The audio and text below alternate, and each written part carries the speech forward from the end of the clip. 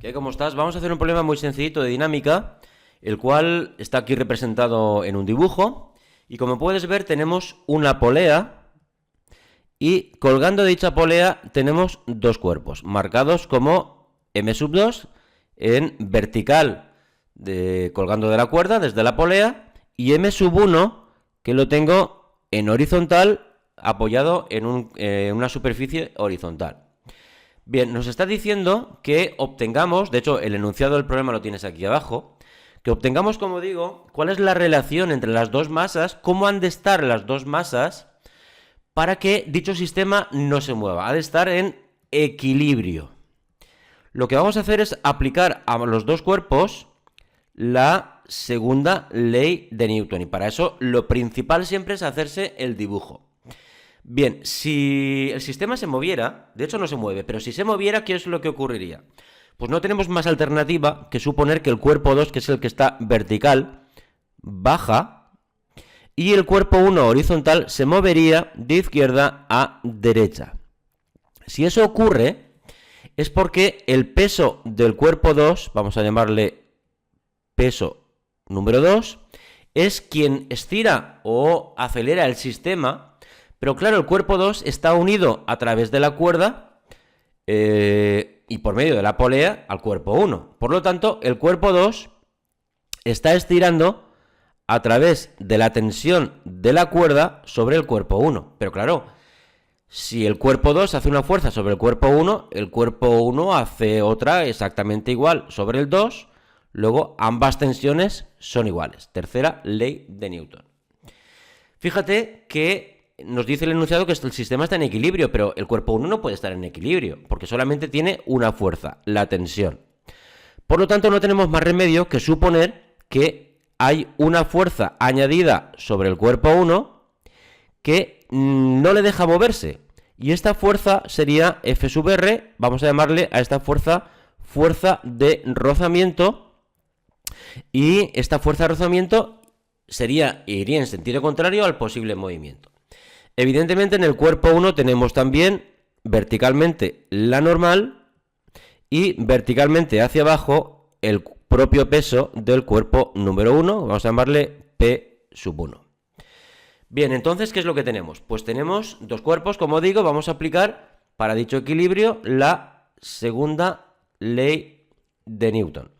Y buscaremos la relación entre ambas masas. Si lo hacemos para el cuerpo número 2, tengo dos fuerzas.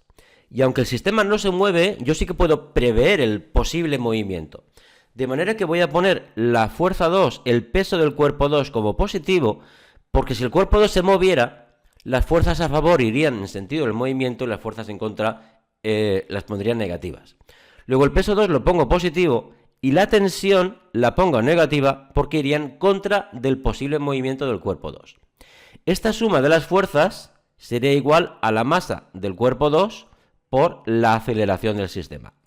Evidentemente, el peso del cuerpo 2 va a ser la masa del cuerpo 2 por la aceleración de la gravedad. Por lo tanto, vamos a ponerlo de esta manera. M sub 2 y por A. Claro, para el cuerpo 1, ahora el cuerpo 1 tengo que aplicar la segunda ley de Newton dos veces. La primera la vamos a aplicar en el eje vertical, en el eje Y. En el eje Y tengo la normal, que la voy a poner, por ejemplo, positiva, pero en sentido contrario tengo el peso del cuerpo 1. Y esto sería igual a 0 porque en el eje Y no hay movimiento. Si lo hubiera, solamente habría movimiento en el eje horizontal, pero en el vertical no.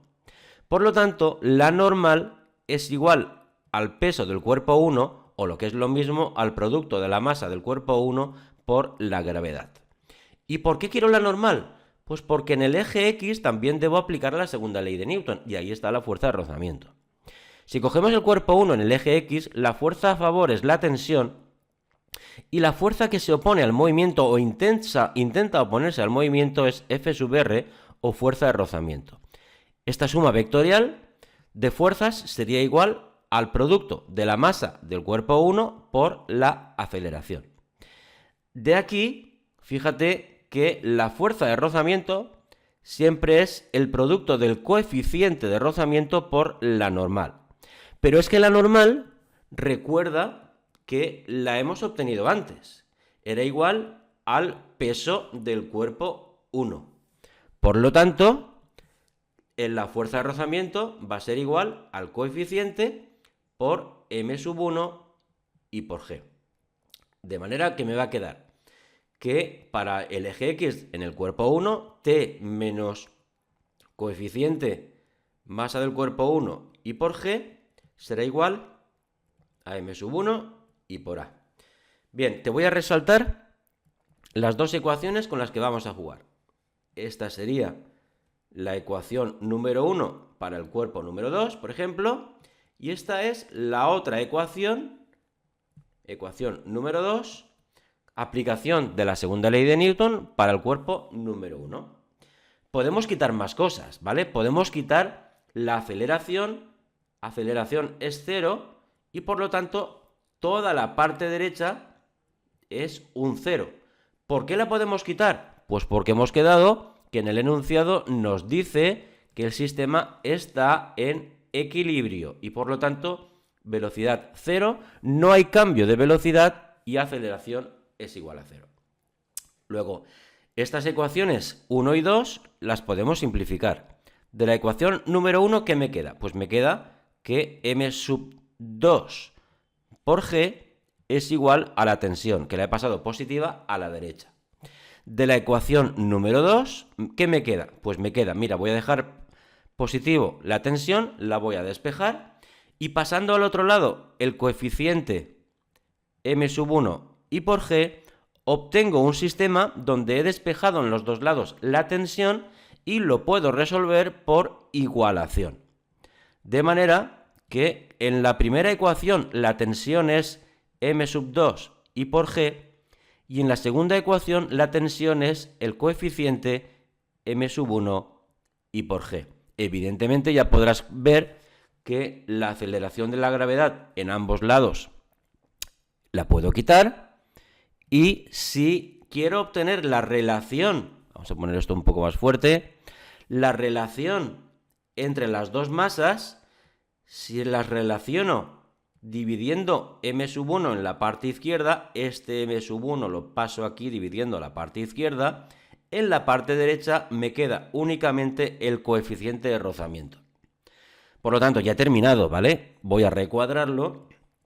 ¿Cómo voy a saber yo que el sistema formado por las masas m1 y m2 permanece en equilibrio? Es decir, dicho sistema no se va a mover. Cuando coincida la división, el cociente entre la masa 2 y la masa 1, dicha división coincida exactamente con el coeficiente de rozamiento de la masa que tengo apoyada. No me importa cuánto vale m2, no me importa cuánto vale m1.